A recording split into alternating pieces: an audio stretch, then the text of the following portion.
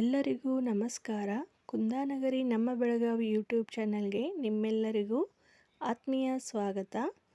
ಇಂದಿನ ಈ ವಿಡಿಯೋದಲ್ಲಿ ಬಿರಂಜಿ ರೈಸನ್ನು ಮನೆಯಲ್ಲಿ ಅತಿ ಸುಲಭವಾಗಿ ಅತಿ ಕಡಿಮೆ ಸಮಯದಲ್ಲಿ ಹೇಗೆ ಮಾಡುವುದು ಎಂದು ಈ ವಿಡಿಯೋದಲ್ಲಿ ನೋಡೋಣ. ಈ ರೈಸನ್ನು ಮಾಡಲು ಬೇಕಾಗುವಂತಹ ಸಾಮಗ್ರಿಗಳು: ನಾವು ಪ್ರತಿನಿತ್ಯ ಮಾಡುವ ರೈಸ್ 2 ಕಪ್ಪು, ಇದರ ಜೊತೆಗೆ 1 ಮುಷ್ಟಿಯಷ್ಟು ಬಾಸುಮತಿ ರೈಸ್ ಹಾಗೂ ಶಾಜೀರಿಗೆ ಪೌಡರ್ ಮತ್ತು ದಾಲ್ಚಿನ್ನಿ ಪೌಡರ್, ಬೆಣ್ಣೆ ಹಾಗೂ ಗೋಡಂಬಿ, ಅರ್ಧ ಲಿಂಬು, ಬೆಳ್ಳುಳ್ಳಿ, ಕೊತ್ತಂಬರಿ ಸೊಪ್ಪು ಮತ್ತು ಮೆಣಸಿನ ಕಾಳುಗಳು. ನಾವು ಈಗ ಗ್ಯಾಸನ್ನು ಆನ್ ಮಾಡಿ ಕುಕ್ಕರ್ ಇಟ್ಟು, ಕುಕ್ಕರ್ ಬಿಸಿಯಾದ ಮೇಲೆ ಅದಕ್ಕೆ ಎಲ್ಲ ಬೆಣ್ಣೆಯನ್ನು ಹಾಕಿ, ಬೆಣ್ಣೆ ಸಂಪೂರ್ಣವಾಗಿ ಕರಗಿದ ನಂತರ ಇದಕ್ಕೆ ನಾವು ಮೊದಲು ಮೆಣಸಿನ ಕಾಳುಗಳನ್ನು ಹಾಕಿ ಹುರಿದುಕೊಳ್ಳಬೇಕು.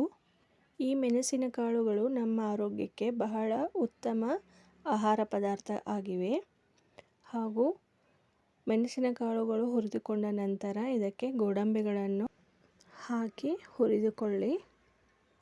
ಇವೆರಡು ಚೆನ್ನಾಗಿ ಹುರಿದ ನಂತರ ನಾವು ಮೊದಲೇ ಸಿದ್ಧ ಮಾಡಿ ಇಟ್ಟುಕೊಂಡಂತಹ ಬೆಳ್ಳುಳ್ಳಿಯನ್ನು ಹಾಕಬೇಕು. ಬೆಳ್ಳುಳ್ಳಿಯನ್ನು ಜಜ್ಜಿ ಹಾಕಬಾರದು, ಹಾಗೆ ಮೇಲಿನ ಸಿಪ್ಪೆಯನ್ನು ತೆಗೆದು ಹಾಕಬೇಕು. ಇವೆಲ್ಲವೂ ಚೆನ್ನಾಗಿ ಹುರಿದುಕೊಳ್ಳಿ. ನಂತರ ಕೊತ್ತಂಬರಿ ಸೊಪ್ಪನ್ನು ಹಾಕಿ ಚೆನ್ನಾಗಿ ಮಿಕ್ಸ್ ಮಾಡಿಕೊಳ್ಳಿ.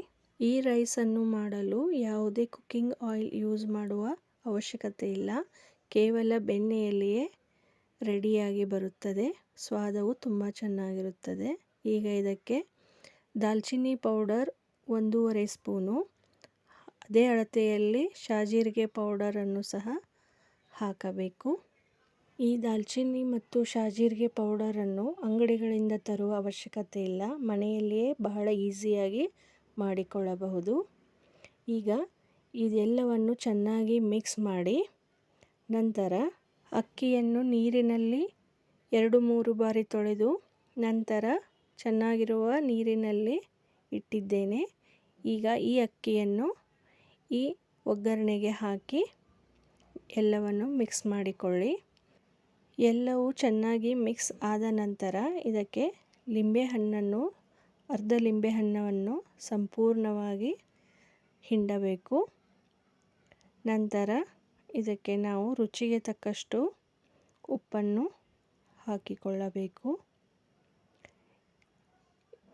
ನಂತರ ಎಲ್ಲವನ್ನು ಚೆನ್ನಾಗಿ ಮಿಕ್ಸ್ ಮಾಡಿ ಕುಕ್ಕರ್ನ ಮುಚ್ಚಳವನ್ನು ಮುಚ್ಚಿ 3 ವಿಸಲ್ ಮಾಡಿಸಿದರೆ ಬಿರಂಜಿ ರೈಸ್ ಸವಿಯಲು ಸಿದ್ಧವಾಗುತ್ತದೆ. ಈ ಅನ್ನವನ್ನು ಯಾರಾದರೂ ಅತಿಥಿಗಳು ಅಕಸ್ಮಾತಾಗಿ ಮನೆಗೆ ಬಂದಾಗ ಪಟ್ಟಂತ ಮಾಡಬಹುದು. ರುಚಿಯೂ ಚೆನ್ನಾಗಿರುತ್ತದೆ. ಇದರ ಜೊತೆಗೆ ಬೇಳೆಯಿಂದ ಮಾಡುವ ಸಾರು ಅಥವಾ ಕಾರಬೇಳೆ ನಡೆಯುತ್ತದೆ. ಇಲ್ಲ ನೀವು ಬೇರೆ ಏನಾದರೂ ರಸಂ ಮಾಡಿಕೊಂಡರೂ ಚೆನ್ನಾಗಿರುತ್ತದೆ. ನೋಡಿದಿರಲ್ಲ ಬಿರಂಜಿ ರೈಸ್ ಮಾಡುವುದು ಎಷ್ಟು ಸುಲಭವೆಂದು. ನಿಮ್ಮೆಲ್ಲರಿಗೂ ನನ್ನ ವಿಡಿಯೋ ಇಷ್ಟವಾದಲ್ಲಿ ಕಮೆಂಟ್ ಮಾಡಿ, ಲೈಕ್ ಮಾಡಿ ಹಾಗೂ ವಿಡಿಯೋವನ್ನು ಶೇರ್ ಮಾಡಿ. ಚಾನಲನ್ನು ಮೊದಲ ಬಾರಿ ನೋಡುತ್ತಿರುವವರು ಸಬ್ಸ್ಕ್ರೈಬ್ ಮಾಡಿ ಅಂತ ಹೇಳ್ತಾ ವಿಡಿಯೋವನ್ನು ಮುಗಿಸೋಣ. Thank you.